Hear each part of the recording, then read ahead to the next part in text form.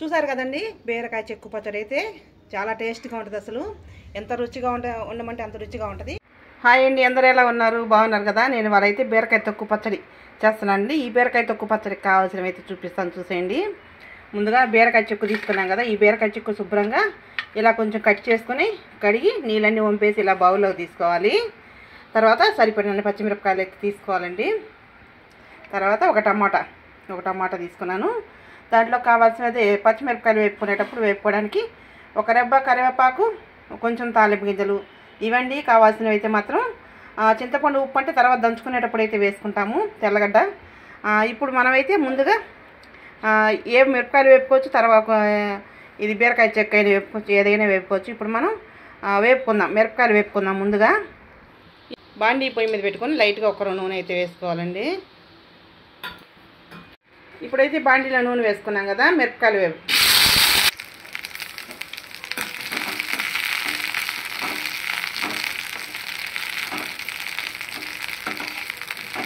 కొంచెం దోరగా వేపుకోవాలండి మిరపకాయలు. ఇప్పుడు ఇలా దోరగా వేగిన తర్వాత కొంచెం చూసారా, ఇలా దోరగా వేయించుకున్న తర్వాత తాలింపు గింజలు, కరివేపాకు ఉంది కదా, అవి ఇప్పుడు వేసేసుకోవాలి. వేసుకొని మోయినమైన మంట పెట్టేసుకొని కలబెట్టుకుంటూ ఉండాలి. చూసారు కదండి, మిరపకాయలు, కరివేపాకు వేసిన తాలింపులు బాగా వేగిపోయినాయి. ఇప్పుడైతే మనం వీటిని ప్లేట్లో తీసుకుందాం. ఇలా వేపుకోవాలి, మాడిపోతే చేదు వస్తుంది పచ్చడి. అయితే మాత్రం ఇలా దోరగా వేపుకోవాలి. ఇప్పుడు మళ్ళీ కొంచెం నూనె వేసుకోవాలి, లైట్గా నూనె వేసుకున్న తర్వాత మనం బీరకాయ చెక్కు ఉంది కదా, కట్ చేసుకున్నది, శుభ్రంగా కడిగి పెట్టుకున్నాం కదా, అది ఇప్పుడు వేపుకోవాలి.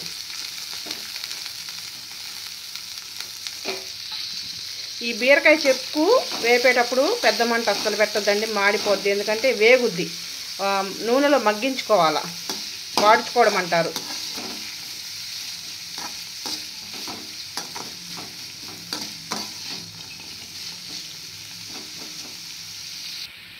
చూసారా, సిమ్లో పెట్టి ఇలా మగ్గించుకోవాలి, అంటే వాడుకోవాలి. పెద్ద మంట పెడితే ఏమైందంటే అది ఇప్పుడైతే ఇంకొంచెం వాడితే సరిపోద్ది.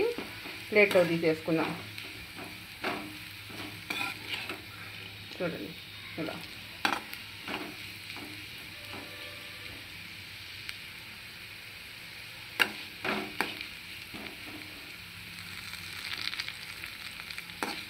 ఈ పచ్చడి మాత్రం సూపర్గా ఉంటుందండి. బీరకాయ కూర కన్నా పచ్చడే బాగుంటుంది.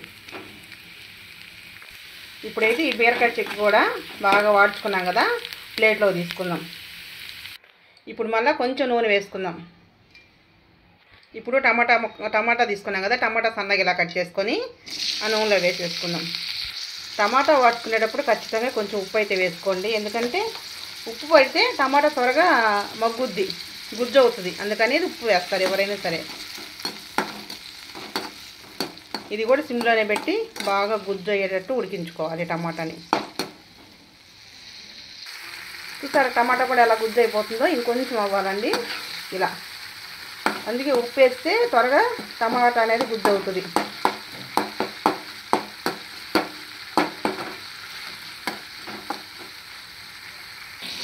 ఇప్పుడైతే టమాటా కూడా గుజ్జు అయిపోయింది. దీన్ని కూడా ప్లేట్లో తీసుకొని ఇప్పుడు మనం రోట్లో దంచుకుందాం. దీన్ని కూడా ప్లేట్లో తీసుకొని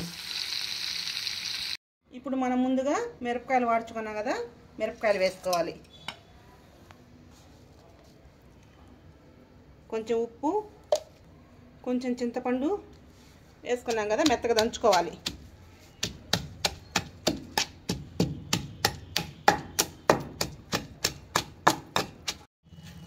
ఇప్పుడైతే మిరపకాయలు మెత్తగా దంచుకున్నాం కదా, బీరకాయ చెక్కు వాడుచుకున్నాం కదా, ఇప్పుడు ఇది వేసేసుకుందాం. ఇప్పుడు ఈ బీరకాయ చెక్కును కూడా మెత్తగా దంచుకోవాలి.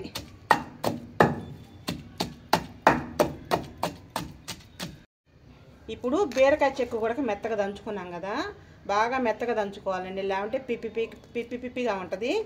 ఇప్పుడైతే టమాటా ముక్కలు వేసుకుందాం. ఇదిగో టమాటా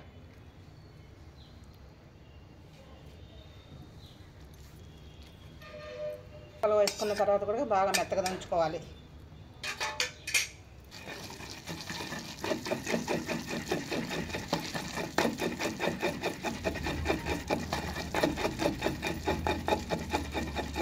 టమాటా ఎందుకు వేస్తారంటే పిప్పి లేకుండా ఉంటుంది పచ్చడి, అందుకని టమాటా వేసుకుంటే కొంచెం పచ్చడి రుచిగా ఉంటుంది, గుజ్జుగా ఉంటుంది.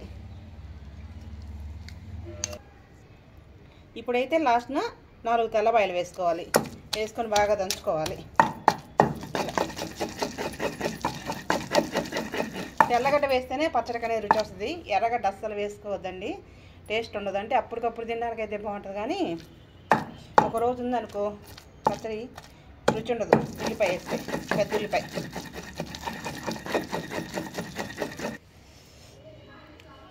చూసారు కదండి, బీరకాయ తొక్కు పచ్చడి అయితే రెడీ అయిపోయింది. అన్నీ నేను చెప్పినట్టు కరెక్ట్గా అన్నీ సరిపోయినాయి. ఒకసారి మీరు ఇలా ట్రై చేసి చూడండి, పచ్చడి అయితే సూపర్గా ఉంది. ఇప్పుడు గిన్నెలోకి తోడుకుందాం. ఆ కొత్తిమీర ఇట్టి అమ్మ, లాస్ట్లో మనం తోడుకునే ముందు కొంచెం కొత్తిమీర ఇలా వేసి కలిదిప్పేసుకోండి, ఎందుకంటే పచ్చడి బండది పెట్టి దంచామనుకో నసిమిరి వాసన వస్తుంది, అందుకని.